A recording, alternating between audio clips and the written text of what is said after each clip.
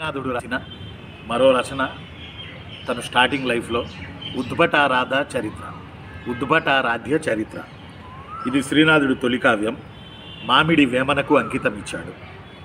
శృంగార నైషధాన్ని మామిడి సింగనకు అంకితం ఇచ్చాడు. హరవిలాసాన్ని అవచి తిప్పయ్య శెట్టికి అంకితం ఇచ్చాడు. భీమఖండాన్ని బెండపుడి అన్నయ్య మంత్రికి అంకితం ఇచ్చాడు.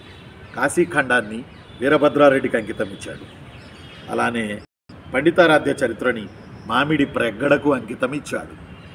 పండితారాధ్య చరిత్ర పాల్కురికి సోమనాథుడు రాశారు, అది వేరు. శ్రీనాథుడు రాసిన పండితారాధ్య చరిత్ర ఇది వేరు. కాబట్టి 8 పుస్తకాలు కూడా ఖచ్చితంగా గుర్తుపెట్టుకోండి. ఎందుకు పడి చెప్తున్నానంటే 8 బుక్స్లో శ్రీనాథుడు రాయనివేవి అని అడగొచ్చు, అసలు అంకితం ఎవరికి ఇచ్చారని కూడా అడగవచ్చు. చాలా చోట్ల మనకి పంచలేదు. మీ కొరకు కష్టపడి నేను తీసుకొచ్చాను, దీన్ని ఉపయోగించుకోండి. పరీక్షకి సిద్ధం కండి. Group 2 mains, APPSC.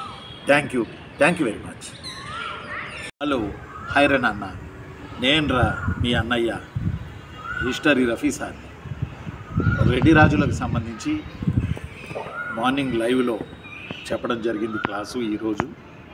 అలానే మళ్ళీ మరోసారి మీతో రెడ్డి రాజులకు సంబంధించిన వాటిల్లో గన్ షాట్గా వచ్చే విషయాలు ఏపీ హిస్టరీలో భాగంగా, ఏపీపీఎస్సీ గ్రూప్ 2 మెయిన్స్లో భాగంగా రెడ్డి రాజుల్లో గన్ షాట్గా వచ్చే ఒక 3-4 పాయింట్లు నేను మీకు చెప్పడానికి ఇప్పుడు సిద్ధంగా ఉన్నా ఈ చిన్న వీడియో కొరకు. ఆ చిన్న వీడియో ఏంటంటే, రెడ్డి రాజులలో వాళ్ళ యొక్క సామాజిక పరిస్థితులు, వాళ్ళ యొక్క పరిపాలనా పరిస్థితులు, ఆ కాలం నాటి మహిళల పురుషుల మధ్య ఉన్నటువంటి వైవాహిక సంబంధాలు, ఇలాంటి అనేక విషయాల గురించి కొరివి గోపరాజు అని ఆయన సింహాసన ద్వాత్రంసిక అనే బుక్ రాశాడు. మార్నింగ్ చెప్పాను, ఇప్పుడు మీకు కూడా ఉపయోగపడుతుంది. ఈ వీడియో ఎవరైతే చూస్తున్నారో వాళ్ళందరికీ.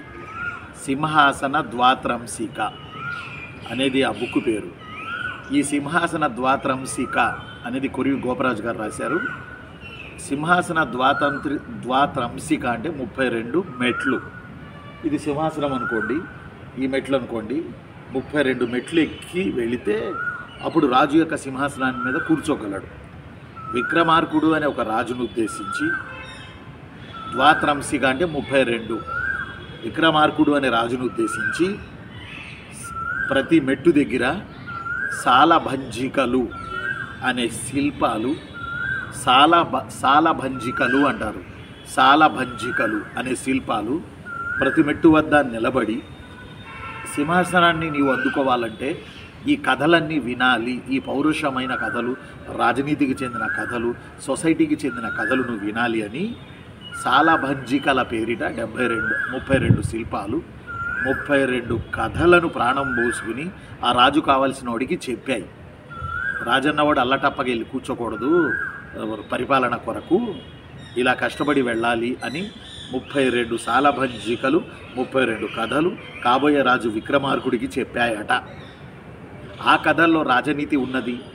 ఆ కథల్లో అప్పుడున్న సోషల్ కండిషన్స్, వర్తక వ్యాపారాలు, రెడ్డి రాజుల శ్రీలంకతో వ్యాపారాలు, ఇవన్నీ వస్త్రాలు, ఆ వస్త్ర వ్యాపారాలు ఇవన్నీ కూడా రాసి ఉన్నాయి.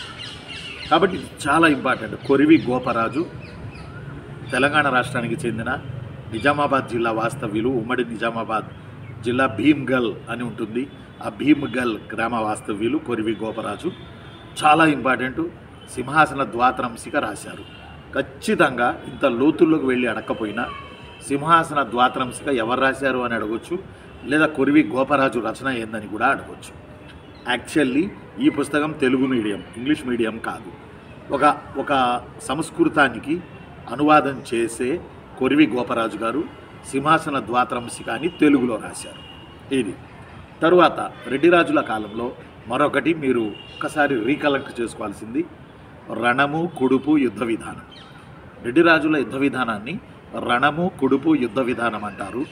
అంటే మధ్యయుగాలలో పాశవికంగా శత్రువులను చంపి, శత్రువుల మాంసాన్ని బియ్యంలో కలిపి కూడు వండి, రేపు చేయబోతున్న యుద్ధానికి ముందే వాళ్ళకి పెండాకూడు పెట్టి ఆ తర్వాత శత్రువుల్ని చంపడానికి వెళ్ళడం. నాకు తెలిసిన మేరకు దీనిని రణము కుడుపు యుద్ధ విధానం అంటారు. ఇది ఒక బీభత్సమైన విధానం. శత్రువుల పట్ల ఈ పక్షంలో ఎమోషనలిజం కల్పించడానికి ఇలాంటి పద్ధతిని రెడ్డి రాజులు యుద్ధ విధానాల్లో ఏర్పాటు చేశారట. ఇది యాక్చువల్లీ ఎలమలు దీనికి మూల పురుషులు, రణము కుడుపు అనే దానికి రెడ్డి రాజులు దీన్ని పైకి తీసుకుని వెళ్ళారు.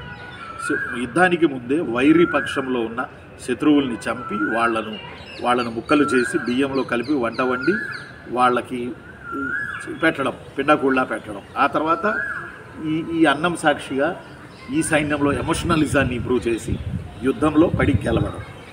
దీనిని it's a called as a రణము కుడుపు యుద్ధ విధానం అంటారు. థర్డ్ ఎపిసోడ్ ఏంటంటే ఈరోజు మార్నింగ్ చెప్పాను మీకు, ఇప్పుడు చెప్తున్నాను అందరి సమ్ముఖంగా. జక్కుల పురంధ్రి రెడ్డి రాజుల పీరియడ్లో ఇదొక జానపద కళ. జక్కుల వారు ఈ జానపద కళను ప్రదర్శిస్తుంటారు. అందువల్ల దీన్ని జక్కుల పురంధ్రి అంటారు. శివుడి మహత్యాన్ని కీర్తిస్తూ ఆ పాటలు పాడుకుంటూ వాటిని యక్షగానాలు అంటారు. ఆ పాటలు పాడుకుంటూ 10 మందికి చెప్పుకుంటూ భిక్షాటన చేసే వృత్తి కలిగిన వాళ్ళని జక్కుల పురంధ్రి అని అంటారు. అంటే అదొక జానపద కళ. శివుడి మహత్యాన్ని కీర్తిస్తూ వాళ్ళు ఇల్లు తిరిగి ఆ మహత్యపు పద్యాలను పాటలను పాడుకుంటూ వెళ్తూ ఉంటారు. ఎక్కువగా జక్కుల వారు అనేవాళ్ళు రెడ్డిరాజుల కాలంలో ఈ కళా పోషణ చేసేవాళ్ళు, జక్కుల వారు అనేవాళ్ళు. ఇప్పుడు కూడా మన 2 తెలుగు రాష్ట్రాల్లో జక్కుల అని ఇంటి పేరు ఉన్నవాళ్ళు చాలామంది ఉన్నారు.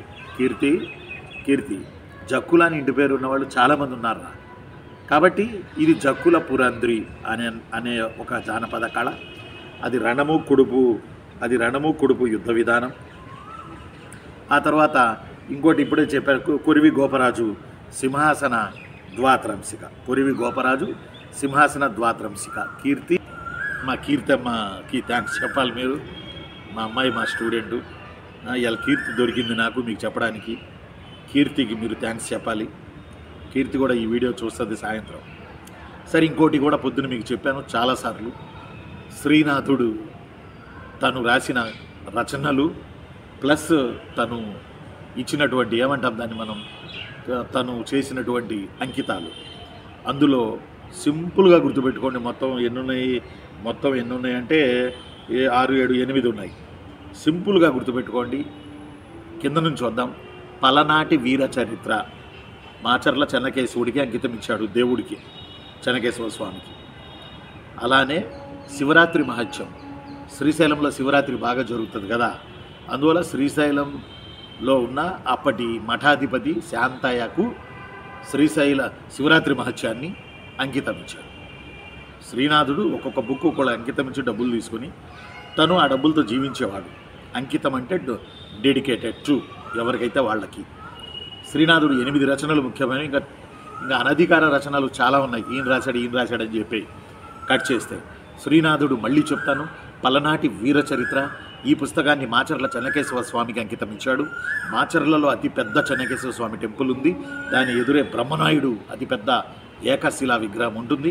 బ్రహ్మనాయుడు ఆ యొక్క రెడ్డిరాజులకి ముందు ఈ చెన్నకేశవ స్వామి టెంపుల్ని కట్టించారు.